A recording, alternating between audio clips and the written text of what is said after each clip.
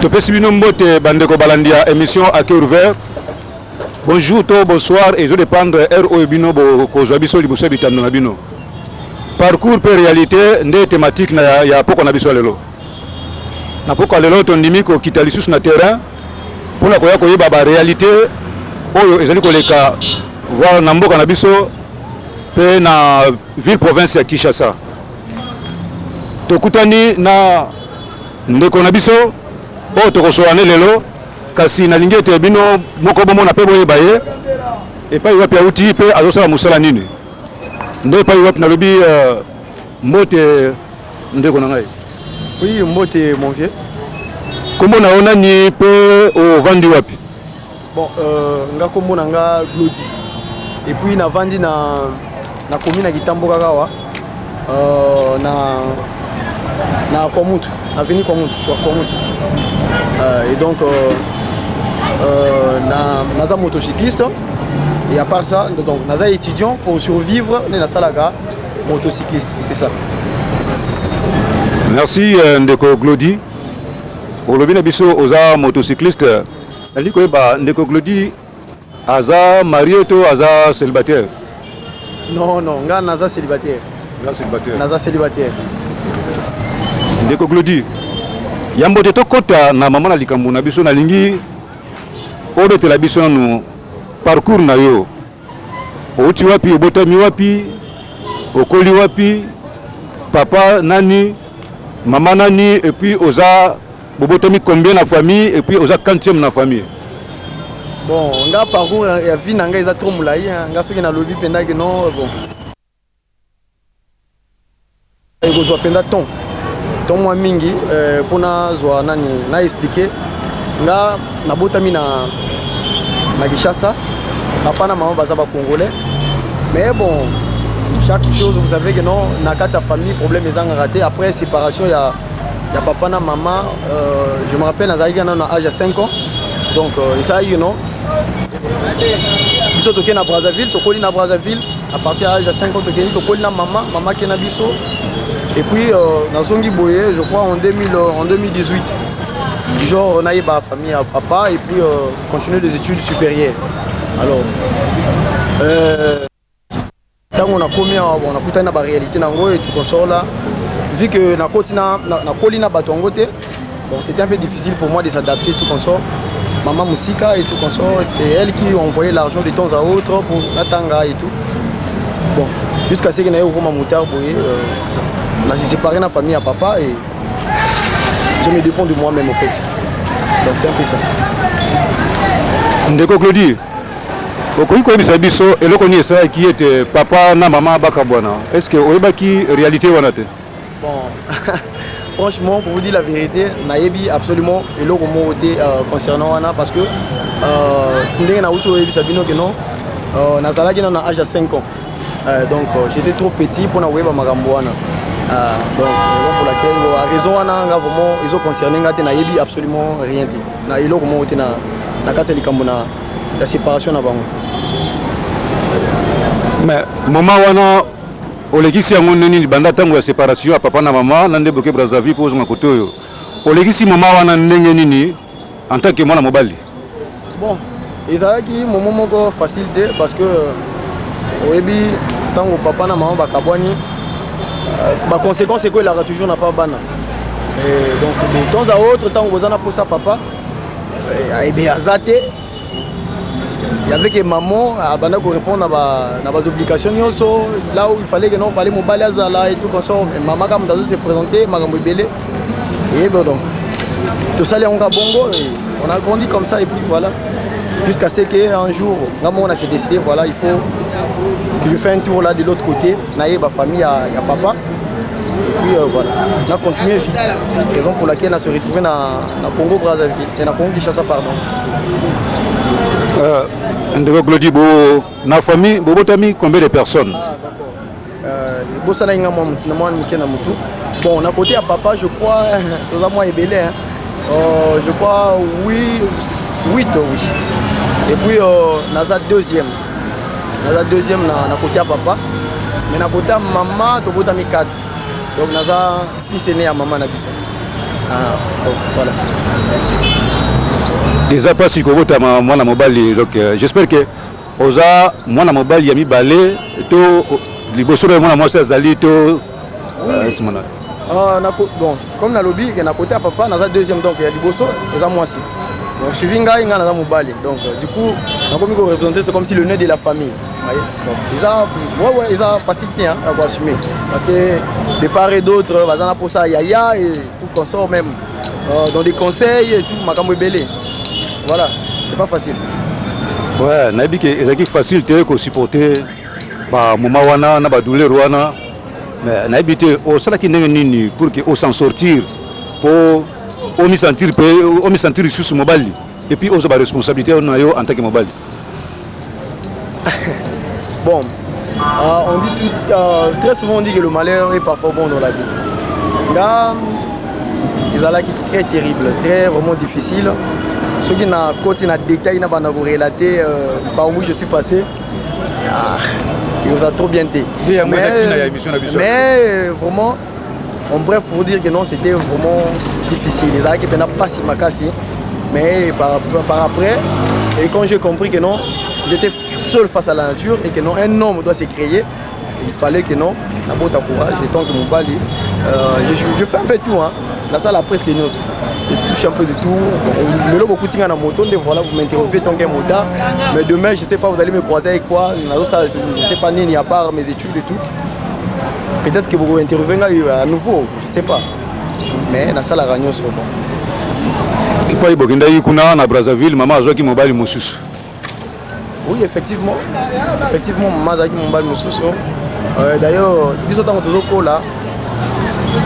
Pour un début, donc, c'est toujours que non, il y a des papas, mais de temps à autre, comme Azadi, en déplacement et tout, parce qu'il y a des officiers supérieurs. De temps à autre, en déplacement, raison pour laquelle il y a des fois, maman, fallait place où on a fallu, maman, papa a représenté place où on a, mais maman de Azo Kende, parce que quoi, papa de temps à autre, tout le temps en déplacement, et puis voilà. Mais, à part, maman, ça a une relation. Mais bolingo na bino na papa wana ezaki ndenge ni papa azako considérer bino en tant que bana na yeto ba intercéder ezalaki ndenge ezalaki non mama ina bana na fu na libala et puis papa wana azolinga mingi mama ke bana wana donc ezaki ndenge nini entre bino na papa wana. Bon, pour vous dire vrai que non bolingo ezalaki makasi hein. Et tout ça là jamais koyeba te que non wana papa ou ya boti bisoté. Après, quand on va y aller, mais sinon, par des comportements, des agissements, on va comprendre que non, attends, papa vraiment un homme très bon. Et je remercie en partie. Mais yoki, comment il y a papa, comment maman? Pardon? Ah, comment il y a maman et papa? Ah, d'accord. Combo ya maman nanga kombo ne Luviluka Clémentine. Ouais, Luviluka. Oh, je peux saluer mon TP kuna. Ah oui, je salue ma maman. Je vous aime beaucoup maman. Combo ya papa, bon. Mais c'est Jean Belfort. Na préféré na pe sa mutu wa police combo ya papa wa police biso. Ah oui. Mais c'est Jean Belfort. Mais c'est Jean Belfort, aza papa wa police bino na koti pra okabula binote. Mais oza la papa biologique. Oyo aboti yo, oyo balobake, oyo engendré yo. Oui, bon. Il s'appelle Monsieur Michel, ouais. Monsieur Michel. Monsieur Michel, mais osera quand même na bolingo na ye en tant que papa na yo malgré ba erreur yaki, mais quand même on a bolingo na ye en tant que papa. Bon, si ndenge na wuti Brazzaville ti koya boye, ezaki la première des choses c'est que non, on a la deuxième des choses était que non, on a ça des études supérieures. Donc cela veut dire que non, déjà de l'autre côté, donc cela veut dire que non, na bolingo na batwana. Donc cela veut dire que non, bolingo est ali. Mais est-ce que tu vois, Ozana copine moko ozo vivre na ye o aza prétendant oyo quand même moni un jour ko kipe ko la maman bana. Oui, effectivement. Ah ouais, franchement. Ouais, nazana moko vraiment, elle m'a trop soutenu quoi. Ah non, la fille, non, elle m'a trop soutenu. Azam encore, oui, Azali. Oui, et puis je la salue. Donc, au moment où ils sont comme on a été, ils sont comme on a été. On peut pas jouer à mingi, mais si on a ça termine. Peu importe, un gars, Naza du genre équitable, Naza du genre, je fais de mon mieux, Naza toujours correct. Ah, donc, Nalinga raté qu'on mélanger de gauche et à droite. Donc, le nom ne me cause pas problème, ne me cause aucun problème. Donc, elle s'appelle Belbiche. Elle s'appelle Belbiche. Belbiche. Oui, Belbiche. Ouais, vraiment, je la salue et puis je l'aime beaucoup. Ah, okay. Maman Belbiche, en tout cas, tu as quand même crié pour le Bayo, mais il y a qui vous a rappelé Moko. Donc là, en public, il y a qui vous a Moko, donc, Moté Manaya Zaliao. Mais na lingi koyeba na question mo kiriel ni ko tuna yo oti Brazzaville oye on ka okuta na papa est-ce que banda oye aussi okutani na déjà aussi bosso? Oui, on a okutana na papa. D'ailleurs, on a fait je crois une année et demie. J'ai ma famille au niveau de Bandal. Na okutana na famille na ye. Nakutani na papa, nakutana na famille na ye, nakutani na bandeko na nga oyo aboti na bana mususu et na maman mususu pardon. Et donc de temps à autre donc tozalaka déjà toyebanaki et puis rien que 2, 3, 4 problèmes il y a ma famille où ils ont raté. Ouais. Comme dans le bac dès le début que non du fait que tokoli na bango te ensemble donc bas antécédents à tout moment de temps à autre. Et ça, étant donné, bon, ma famille c'est mieux que non, chacun vit de son côté. Donc, tout le monde est là. Aujourd'hui, vivre place mon abangote, aujourd'hui, c'est comme quoi yomoko aujourd'hui. Effectivement, oui. Na vendre pas en gaï. Non loin ici, na Inongo, ici à Gitambo. Et donc ma famille est ici à Bandal, ici, non loin. Et donc dès que vous dépassez l'hôpital, en allant vers Bandal, donc vous quittez Gitambo, en allant vers Bandal, vous dépassez le pont Makelele, chez mon grand-père là-bas. C'est ça. Na linga qui sous poser aux questions. Tant que Brazzaville oye, pour na ko banda vie au sala kinini parce que ça facilité au Brazzaville oye pour s'adapter lisusu na vie à Kinshasa parce que na dit que vie à Brazzaville na Kinshasa est un peu différent. Un mode de vie disons. Alors ko uta kuna ko ya awa pour que banda ko s'adapter na vie awa au sala kinenge nini. Question est très capitale parce que les qui facilité. Oui, il y a un plan, il y a un comportement, il y a un bateau, une manière de vivre donc dans tout quoi. Nous c'est différent. Mais l'homme est capable de tout, à s'adapter à la place où nous sommes. La place où nous sommes côté aux humains, à s'adapter à par exemple même Tarzan pas Banyama, à s'adapter à Banyama donc et pendant que je suis arrivé, n'avant pas grand-père Nangaï. On s'adapter à la famille, mode de vie dans Bango et tout comme ça. Et puis voilà. Et en passant, Bango moi je suis né musulman. Je suis né musulman parce que la majorité de la famille de mon père, la famille paternelle pardon, sont des musulmans. Alors, je suis né musulman. Après la séparation de mon père et de ma mère, à Brazzaville, nous sommes grandis des chrétiens. Nazongi Boye. Alors, à la maison là où on vivait, tout le monde musulman. Mais voilà, il fallait nazongi susu nagata benwana na komi musulman lisu. Ce n'était pas facile, vous voyez. La vie chrétien donc au longo chrétien au comme maman musulman donc ça n'a pas été facile mais bon, on s'est adapté. Mais aujourd'hui carrément je trouve rien de bon dans tout ça et puis donc on a préféré dans un chrétien, je suis chrétien. Donc d'un côté on m'appelle Abdoul, d'un côté on m'appelle Glody, c'est toujours moi. Oui, il y a une question que nous avons posée parce que Glody, la religion musulmane, ils ont comment les gâtés. Parce que tant que les musulmans, on a dit qu'il faut Abdoul, Abdallah, Ibrahim, ainsi de suite. Donc, Comment on a eu l'équipe en tant que islam quoi. Islam, on a bien Abdul Abdallah. On a combo na babando benanga paix par après. Et voilà. Après séparation maman, donc combo papa pesinga ndengwana. Et après séparation papa na maman, nous sommes allés là-bas de l'autre côté. Et voilà, papa pesinga combo ya Glody chez mes oncles parce que nous sommes des Congo, des Bas-Congo. Nous sommes des Bas-Congo donc papa pesinga combo ya Glody. Et voilà donc il y a un on est na koli nango. Voilà. On fait la vie avec. Et là on est salé que Glody Okoma chauffeur à taxi moto avant qu'il n'a abordé la question Moussis. Et là on est salé que Okoma conducteur à taxi moto. Bon, on est dans le bas, il y a un conducteur de taxi moto, mais parce que dans ça, la presque ignoce.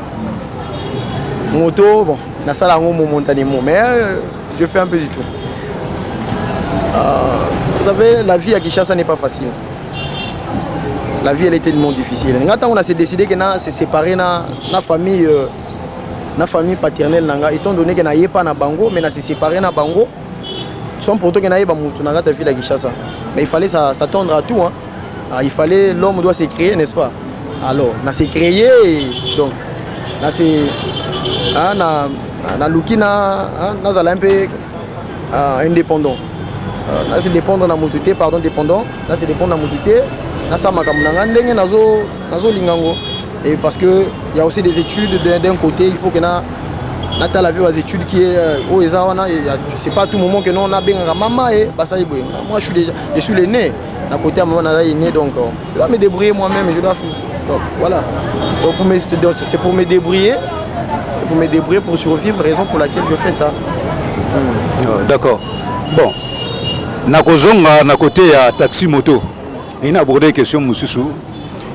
Au lobby nangai mamoya étude au niveau d'études faut aussi l'étude aux otanga. Donc au niveau d'études na ezanine actuellement aux un niveau d'études. Ah d'accord. Bon, je suis passé en G2. En ce moment je suis en G2. En G2, je fais l'informatique de gestion. Ça, informatique de gestion. Oui, informatique de gestion. Donc on a posé un jour, ça s'appelle cadre. Ah, bien sûr, pourquoi pas. Bien sûr. Monsieur Glody, dans la question, ils ont dérangé Belé dans la ville-province de Kinshasa. Bon, et ça, pendant que dans la ville-province de Kinshasa, il y a un phénomène commis partout. Dans la RDC, République démocratique du Congo. Mboka kitoko o nzamba pesa biso etunda bomengo na mambebele. Mais tous a tellement de si na comportement presque ya ba chauffeur taxi moto. Ba chauffeur taxi moto bokomi ko perturber ordre na ndemo mukete.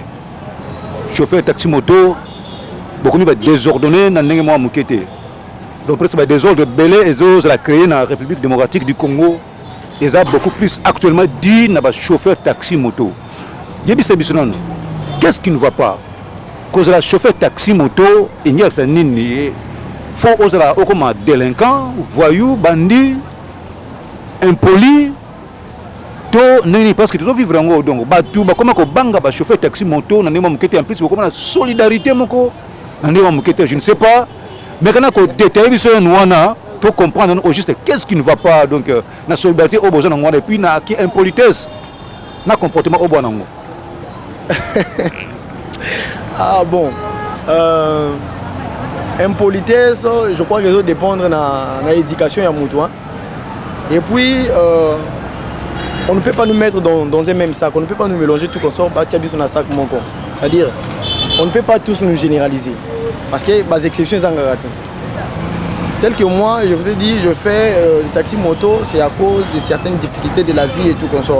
Mais nabimi na nzela te pona banda ko finga bato na banda ko agresser bato na je sais pas hein oh bozo lo bawana bon ça m'étonne un peu mais bon, je sais que c'est vrai mais ça n'a pas de sous bazana éducation bien té depuis pas na bango aza bien étiqueté il y a des petits de nos jours ici tout le monde na bango baza azaradia kuluna azaradia kuluna moto sombi mnani moto na ya pesi vous croyez que la robima na nzela osanya osaka désordre. Il est là, à Okumba Moto, Amélie, je ne sais pas, de n'importe quoi, au Bimi Nanzela. Moi, dans les tels histoires là, moi je ne m'engage pas. Oui, c'est bien, Et des fois ça m'arrive aussi dans celui qui peut-être que non on fait on s'échange tout comme ça là et dans des moments moi kanda on passe mais on fait pas de ça un problème que non les bandits wana au chat trouble et tout comme ça non nous avons un objectif na bini na nzela qu'on a lukambo et non que non on a créé trouble mon boyer tout comme ça il y a un problème à l'éducation donc les éducation et puis parlons de la solidarité ça va bien d'ailleurs nous sommes solidaires na mboko ça bien solidarité na biso na sepela na ngo mais ceux qui te commis ceux qui commis biso nyonso ndenge wana ça dit que bolingo commis na mboka ça va bien na kabisa solidarité ça m'a bêté Glody ou bien c'est la solidarité na bino donc c'est-à-dire que au sepela ka ndenge bo agresser ka batu so mutu na bino moko tumboli mutu a chrétien mutu ka batu a nyati mutu na makolo moindre menace muke bino nyonso boye ko sangela mutu wana ataza ki na raison donc ele connaît c'est ça bino vraiment makasi tout le monde abunda que non bo gagner bena mboka pe bo gagner ba domaine nyonso non na sens on était dans le bien là moi je me rappelle dernièrement Master Mongo est chrétien Moutougang. Mais on était là à supplier le papa, le propriétaire de la voiture. Bisous nous toujours bon de la solidarité dans la sens où on a toujours bon de la papa. Limbisa yaza moi nezé salami nanzela tout comme ça. Limbisa est toujours bon de la mais quand il voit déjà que non 2, 3, 4 personnes sont là en train de lui supplier. Je crois que non, sur la mouté marozon asima. Na sens où on a na solidarité non nande mutasali pagaille que non et voilà bisous nous so tous sont mêlés na pagaille wana non là je suis contre. Mais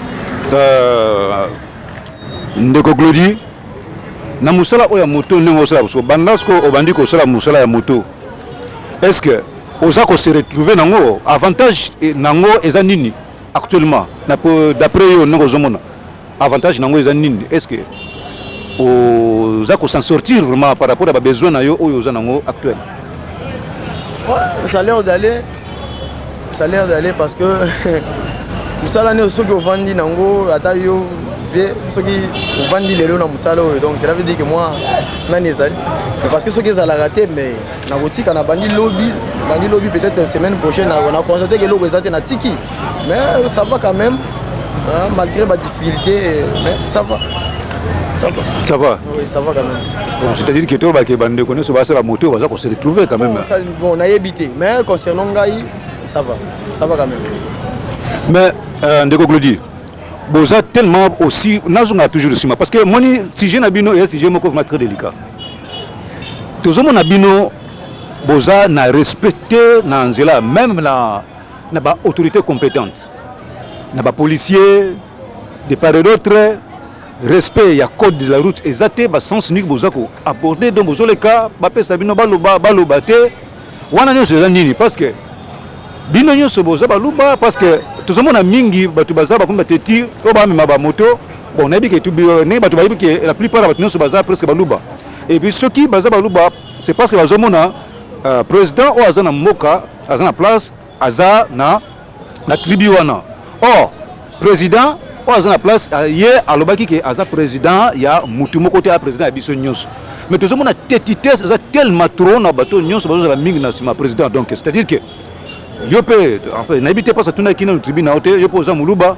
yango bino tout boza même comportement parce que obi que non moto simba bino azate boko sala nyonso bolingi donc moto akote le bino azate bozo bafoué voir même ordre mboka donc parce que obi que non boza na sima voir même ya mokonza mboka or mokonza mboka ye moko alingi biloko wana te mais bino boza manifester comportement na et vision et puis et tribalisme olobi nini na sujet wana ndeko Glody bon c'est qui singa makasi pour désordre ce qu'on le dit désordre yo ne muto lobi yango yo ne muto sali constat wana mais ngai tant que chauffeur bon na sali constat et puis bato belé bazo le belango eza ngai moko te mais bato belé bazo le belango pe bato bazo la mingi na komba ba chauffeur taxi moto beaucoup plus parce que bosse ba chauffeur à ketch mais lelo e comme mingi ba taxi moto et puis e bandi kaka banda kaka to bato ba élection et aki et ti siko to mona que no ba tetite ce côté tellement makasi na ba chauffeur taxi moto bon nga déjà premièrement nga nakumba moto en casse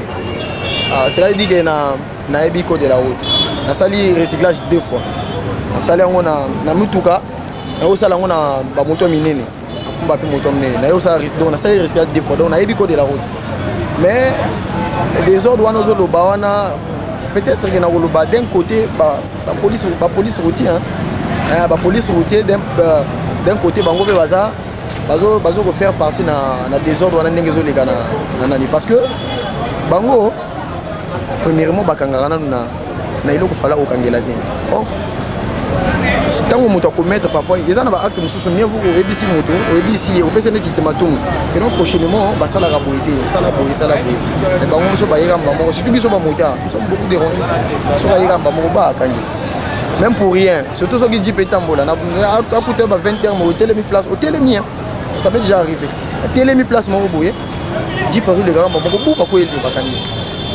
donc biso côté désordre na désordre wana oui c'est vrai qu'il y a des fois namonaka bandeko balua nga déjà naza muswahili mu Congo nakota papa naza muswahili nakota mama naza mu Congo mais il y a des fois oui quelques baluba wana surtout bandeko na biso musu ba uti ba kati wana po ba yebo oui ba memi moi désordre moko mais pour généraliser biso nde kiloko wana zo boya mais olobi ke ba policier mutu bazokanga bino des fois na likamo bakokanga bino c'est-à-dire que ba policier pe batinda bino bo viola quand même ba code de la route parce que tout le monde a des parts d'autres même ba code de la route vous violer ba sens unique donc tout wana le babino ko monter ba policier batinda bino po bo condamner bango mais ngana zoma des fois musu ba côté musu ba monter pour c'est-à-dire bango batinda bino même ba code de la route bo violer so bo violer te bakangi bino déjà ndenge ça boye omoni soka totali na Congo na ebité so yo ozo remarquer lo wana déjà na nzela tokomi na ba police routière roulage bazali ba ujana bazali il y a une unité o bazola ta choisible moko ya jaune bazawana et encore na ba policiers en général ba PM banani bazawana bon on ne comprend pas finalement banani bazotia ordre finalement parce que biso toyebi que non banani faut bakanga banani bakanga te ujana zo kanga roulage zo kanga police je pas ba PM bazo kanga finalement on ne comprend plus nzela ekomi des ordres zo ta partout on aime yango na oloba des ordres zo ta partout dozo yeba isu agent qualifié est-ce que police muta PM aza pena agent qualifié est-ce que ujana aza pena agent qualifié un agent qualifié ou ayebi code de la route mais est-ce que ujana nenga za na ayebi code de la route azo ya okanga pe mutu est-ce que vraiment ça c'est fait un policier ayi akangi donc oza roulage te oye okangi osalela ngo basala ngo formation mais baye boye mutu sala formation nango to sali formation makambo susu oye boye tu arrêtes les gens ça c'est fait pas donc na le bagage des ordres des eaux partout na bango na biso oui des ordres des alliés voilà monsieur Claudie d'après eux et là, nous avons reproché na bateau conseil nous repose na ba autorité compétente par rapport à sujet oyo pour la bino ba moto ba chauffeur taxi moto. Bon pourquoi la question pourquoi vous parlez na ba taxi moto parce que des ordres des autres un peu partout. Mais ce qui concernant pour na biso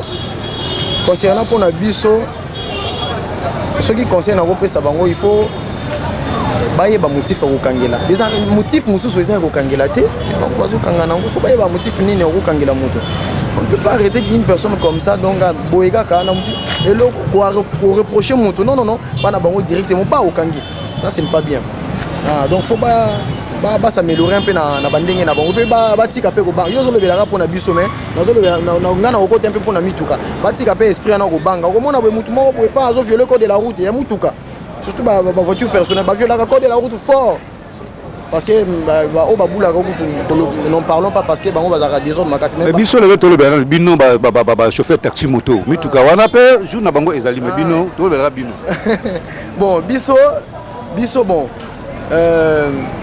conseil na ko pesa bango que non faut ba yeba à quel moment il faut arrêter la personne déjà pe non ndenge wana ka temba moko pa moto atelemi bien je sais pas quoi mon motif moko ya koyebisa moto ke non sala boye maintenant yomba moko ya arrêter non ça c'est pas bien kolobaka eza bien faut oyebisa moto na monoko na kokanga mbala moko ça c'est pas bien mais est-ce que boza prêt ya ko admettre to ko obéir na ba loi nyonso ceux qui ba s'imposer balandela bino pe luka ko régler code de la route est-ce que boza prêt ya ko obéir na ba loi wana nyonso po bango ba mais mon Dieu qui est au-dessus de la loi nous tous nous soumettons aux obligations de la loi mutu wango mata la loi azate ce qui est non l'état lobby que non yango par exemple ba lobby que mutu sala na 22h mutu sala na 22h quand il fait 23h bimana na libanda ndenge zala ki non au mona su mutu te yo moko ko banga uto sungi mbamona ndako Alors, donc c'est-à-dire qu'il faut pas s'impliquer totalement, on a des autorités compétentes. c'est-à-dire que non, il faut pas, je sais pas si c'est recycler encore, réformer les sous na bango, agents na bango et puis va s'appliquer, voilà. English now, can you introduce yourself? Myself. Yes, I'm Glory, Mr. Glory. Most of people call me Mr. Abdul because I'm a Shakespeare. And then I'm a student.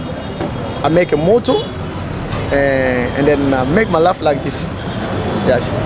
But now in Lingala, can you say something? Just I don't know. What can you say about your colleague, the moto taxi guy? I think. What can you tell them about all things? The advice? Yeah. Something like advice? Yeah. In French or? No, in Lingala. In Lingala. Yeah. Ah. Bon, bandeko nanga ba moto, bon, on a repéré ça bien tant que conseil et tout ça déjà mal appris. Donc il faut tout ceci un peu nako se comporter comme bien ndenge to se comporter surtout ko finga ni les trop. Donc on doit un peu éviter ça. Finga na on est bien et puis essayer un peu de respecter les codes. Mbote mingi na bino nyonso bolandi biso tokutani malasima boke na YouTube bo s'abonner ebele ne tokutani na prochaine occasion.